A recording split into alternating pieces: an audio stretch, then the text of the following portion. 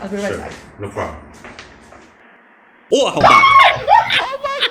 Família brasileira. A cada dia que passa, a gente vê uma treta diferente. É verdade. Quem diria que a gente estaria em pleno século XXI discutindo se o professor pode ensinar o seu filho a ser menina ou menino? Vai tomar no c... Na minha época, que eu ia pro colégio pra aprender português, matemática, biologia, comer a merenda. Só que hoje, você manda o seu filho pro colégio, além dele aprender matemática, ele aprende anatomia avançada, se é que você me entende. É claro. E é exatamente por isso que cada vez mais os pais estão adotando o homeschool. Eu não entendi o que ele falou. Que é o ensino de casa, né? Onde o pai e a mãe podem fiscalizar o que está acontecendo. Tem uma supervisão, né? Eu sei que não é todo mundo que consegue fazer isso, tanto financeiramente e também tanto de tempo, né? Não é todo mundo que tem bastante tempo. Mas é uma solução que tem sido bem viável para muitos pais para poder ter esse controle, fazendo uma supervisão do que o filho tá aprendendo ou não. E é claro, né? A lacração, ela é totalmente contra isso. Porque é claro, né? Os filhos em casa tendo a supervisão dos pais, o que aprende ou não, eles não podem falar o que eles querem. Não podem ensinar o que eles querem. Se é que você me entende. É claro. E aí, acredite se quiser, o Pondé estava em um programa e surgiu esse assunto. A gente achando, né, que ele ia tentar lacrar em cima. Não, ele meteu o pau na lacração. E é claro que é de forma figurada. A gente não quer deixar ninguém da lacração oriçado. E o melhor disso tudo foi a cara da feminista na frente dele no programa, vendo ele falar o que você vai ver agora. Eu me lembrei que uma amiga disse que o filho dela, de 8 anos, chegou em casa e perguntou pra ela: mãe, com quantos anos eu vou saber de que sexo eu sou? Imagina, cara, você achando que o seu filho vai voltar do colégio, um gênio em física, um gênio em português, quase um professor Pasquale, quando chega em casa, chega uma mistura de Felipe Neto com Pablo Vittar. Não é possível que um pai pague uma matrícula no colégio pro filho aprender isso. É um caso clássico disso. Escola hoje é um dos ambientes mais perdidos na face da Terra. É moda pra todo lado. Certo? Os próprios pais, esse comercial provavelmente tem trabalho de marketing, eu não duvido que tenha.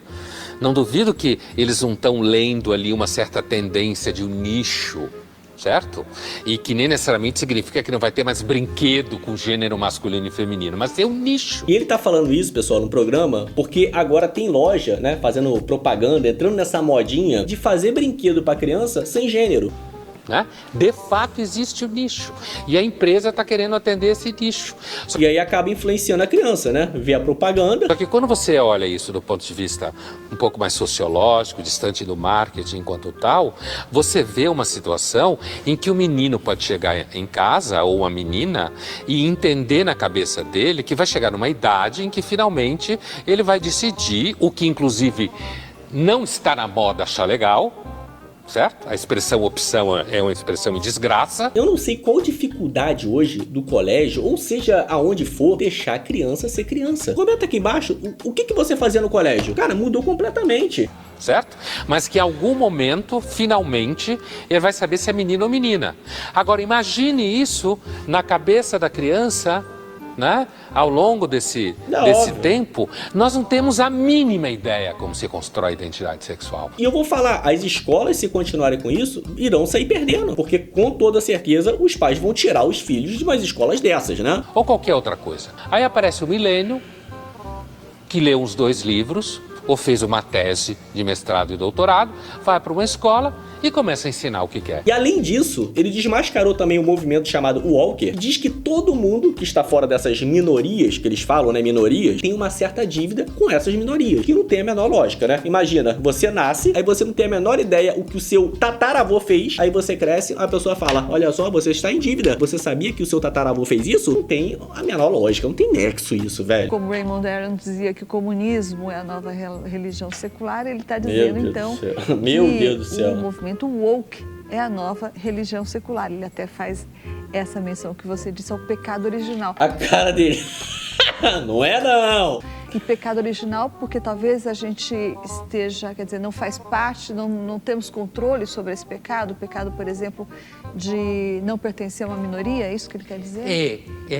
Quer dizer, porque o pecado original... ele tem como característica no cristianismo, principalmente, apesar da origem ser hebraica, o judaísmo não, digamos assim, tornou o pecado original um blockbuster da teologia, como o cristianismo fez. E no cristianismo, o pecado original é compreendido como uma herança adâmica que a gente tem, que não importa o que você fez, você carrega ela em você. Então, você nasceu. Então, se você nasceu branco, por exemplo, então você necessariamente é culpado pela escravidão. Não, no cristianismo, que eu saiba, você já nasce pecador porque é a nossa própria natureza, mas não que é uma herança, pelo menos que eu saiba.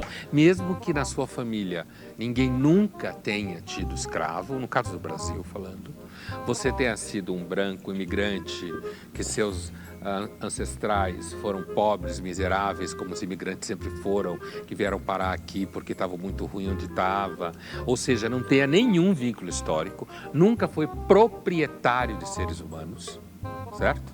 Você é culpado. Não. E como disse recentemente em algum artigo, não lembro quem nem aonde, todo branco no Brasil carrega uma faca suja de sangue. É loucura isso, certo? Loucura. Então, esse tipo, é aí que está o pecado original, porque o cristianismo, a partir do Santo Agostinho, construiu essa ideia de pecado original como uma coisa que você já nasce com ele. E ele já forma e conforma o seu pensamento e o modo de você ver o mundo. Então, você faz um paralelo entre isso, uma analogia entre isso e o fato de você ter nascido com uma característica específica que lhe retira das minorias, como você disse, então você é pecador. Então não tem salvação para você.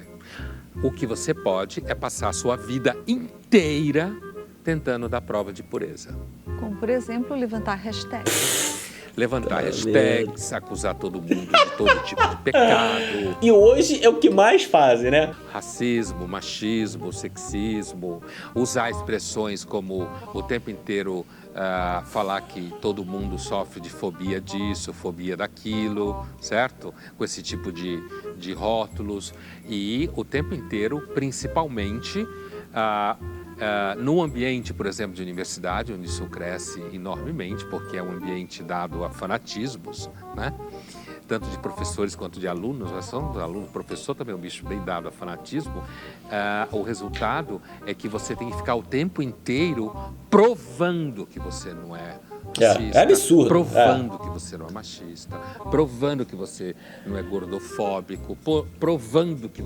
Então se transforma num ambiente com vocação inquisitorial. E o mais bizarro da gente ver toda essa militância aqui no Brasil em volta dessa questão de cor é que o Brasil é um dos países mais miscigenados do mundo. Afinal de contas, nós éramos um país colonizado. Quer dizer, eu acho que ainda somos, né? Mas o Brasil, ele recebia de pessoas de todo mundo. Tanto que 47% das pessoas são classificadas pardas e 9% das pessoas são classificadas negras. Se você pegar esse percentual, é muito maior do que os brancos. É por isso que não tem o menor sentido quando um idiota funcional fala: ah, mas a gente tem a maior porcentagem de pessoas presas, pardas e negras. Mas é óbvio, né, meu querido? Se a maior porcentagem de indivíduos naquele país corresponde a essa cor, é uma questão de lógica, né? Não precisa nem ser muito inteligente. Assim como a gente tem uma alta porcentagem de negros e pardos na polícia. Aí vai falar o que agora? E isso tá ficando tão absurdo, pessoal, que uma atriz da Globo foi naquele programa Encontro, agora sem a Fátima Karl-Marx, e ela usou o termo ovelha negra pra poder classificar o personagem dela. Meu querido, mas que merda que ela fez. Esse termo não tem nada a ver com racismo. É usado pra falar que alguém não é querido na família, que a pessoa é peculiar. Não tem nada a ver com cor da pele. Mas ela foi corrigida ao vivo pelo cara, olha só. Érica que não é dessa família, entendeu? Ovelha negra da família. Obra. Então... Aí você vê como que as pessoas estão ficando idiotas. Elas não sabem o significado da palavra, não se dão o trabalho de procurar, né? Porque eu acho que estudar, eu acho que é difícil. Aí elas inventam um negócio que elas acham que é pejorativo pra poder bancar o inteligente, corrigir a pessoa e deixar a pessoa sem graça. E elas nem sabem que elas mesmas estão erradas. Pessoal, já comenta aqui o que você achou do vídeo. Assista o vídeo anterior a esse. Espero que tenha gostado do conteúdo. E a gente se vê aonde, meus queridos? A gente se vê no próximo vídeo, seu animal.